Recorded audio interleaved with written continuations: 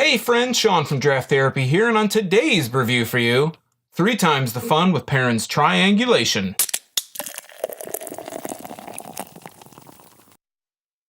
Triangulation from Perrin Brewing Company is a 9% Imperial Oatmeal Stout, a collaboration between Perrin Brewing, Cigar City in Tampa, Florida, and Oskar Blues Brewing out in Colorado.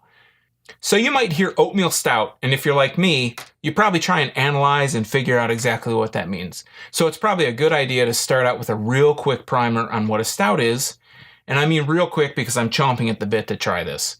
Stouts themselves are dark in color, they're thick, usually creamy, and you should really be able to pick up on roasted coffee, chocolate, and maybe some roasted barley. The finish on a stout in general is a little on the dry side.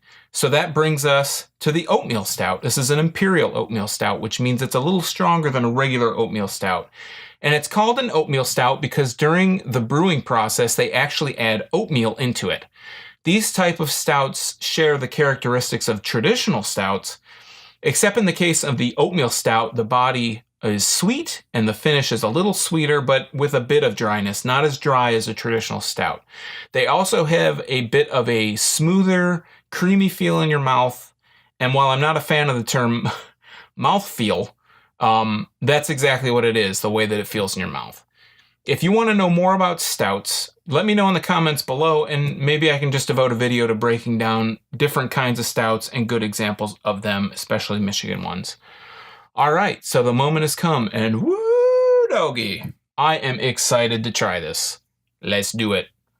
So I'm going to use my New Holland glass today. I know that doesn't have much to do with Perrin Brewing, but it's close enough, right? It works. And the one thing I wanted to say about the can, it's got this real cool triangle design on it, and they show you Perrin's up here in Michigan, Cigar City's down here in Florida, and here is Oskar Blues in Colorado. The one thing that I guess they kind of must have to agree on who this is by, because it doesn't say like, oh, this is all these different things on it. It just says it's Perrin Brewing Company here on the front. On the back, they have the Cigar City logo, the Perrin Brewing Company logo, and the Oskar Blues Brewery logo right here. So it's cool that you can see this, and I'm sure you're not really going to be... most people probably aren't looking for this unless they know what it is. You might see this funky looking can. You're like, oh yeah, whatever, Perrin Brewing Company, sure, I guess.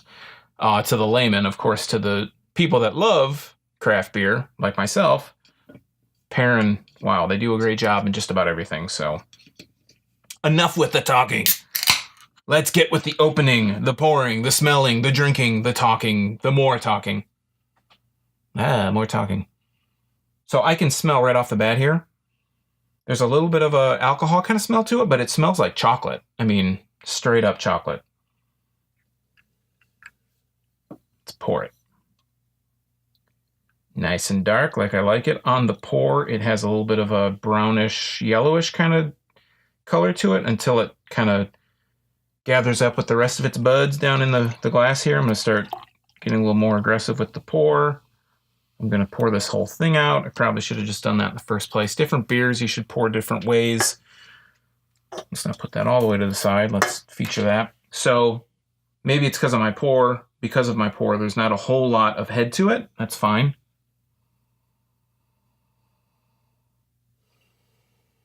I definitely get that chocolate smell some more. But I'm getting kind of a, I don't know, to me,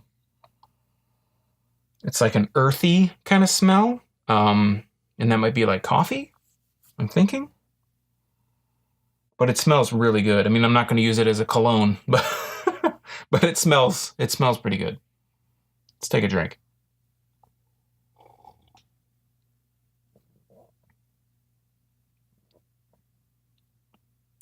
Okay, so it's sweet, has a real thick, syrupy kind of mouthfeel to it.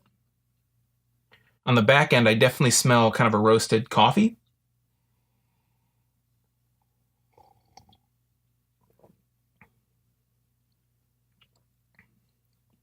On the front end, like I said, it's sweet, kind of boozy in the back end and syrupy.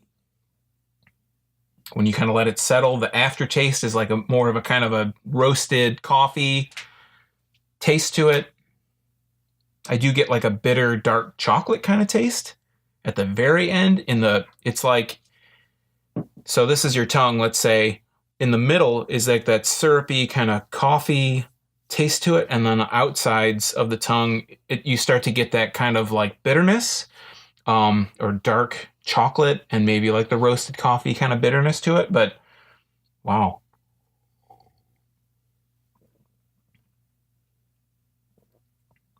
That's really good. I am so amazed nowadays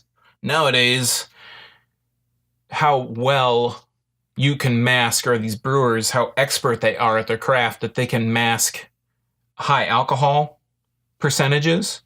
I mean, this is like, I mean, obviously you taste it, you know, it's beer, it's got alcohol in it, it kind of has that boozy kind of taste to it, but it's not, there's like a ethanol, maybe not ethyl, but like an ethanol kind of taste sometimes that you get when something's really strong, got a really strong alcohol to it. It doesn't taste like liquor. I mean, that's the thing. Like, if I'm going to drink vodka, obviously I'm going to expect that it's going to burn. I'm going to taste alcohol because, I mean, that's what it is, right? But something like this at 9%, and I don't taste any, I mean, it has a boozy quality, but there's no burn to it.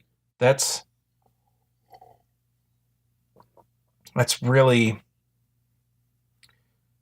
cool. I mean, you can tell they know what they're doing at Perrin, between Perrin, Cigar City, and Oskar Blues. And that's one thing that I wonder about collaborations like this, how much influence do the other, if this is a Perrin made, if it's made at Perrin Brewing in, I believe they're in Comstock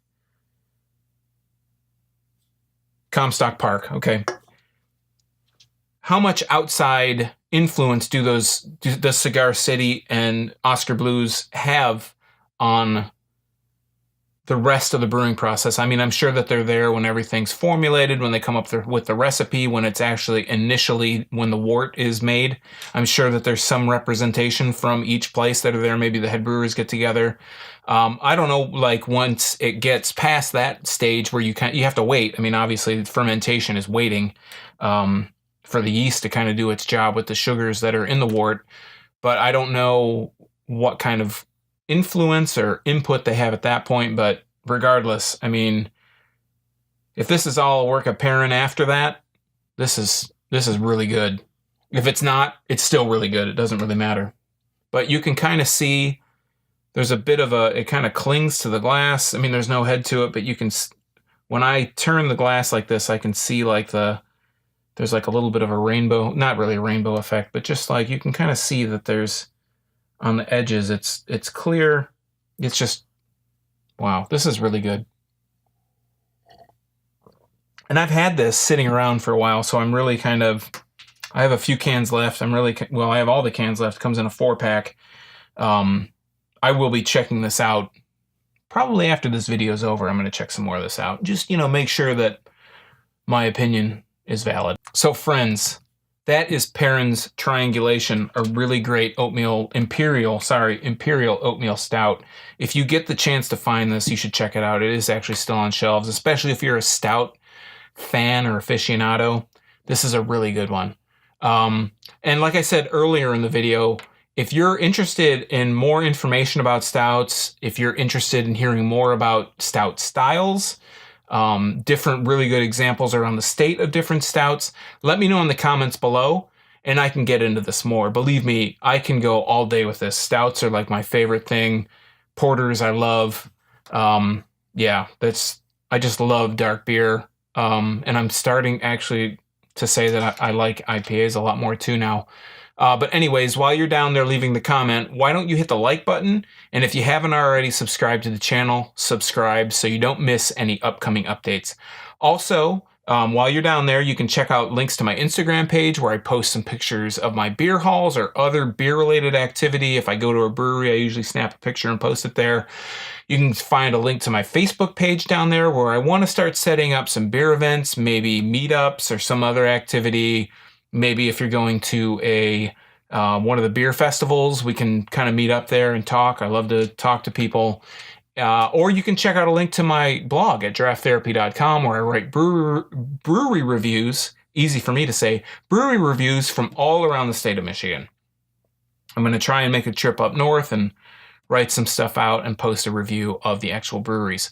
So anyways, thanks for stopping by. Thanks for watching this far. And remember, drink craft beer, support your local breweries, and until next time, treat yourself to a little draft therapy. You deserve it. Thanks for watching, and cheers.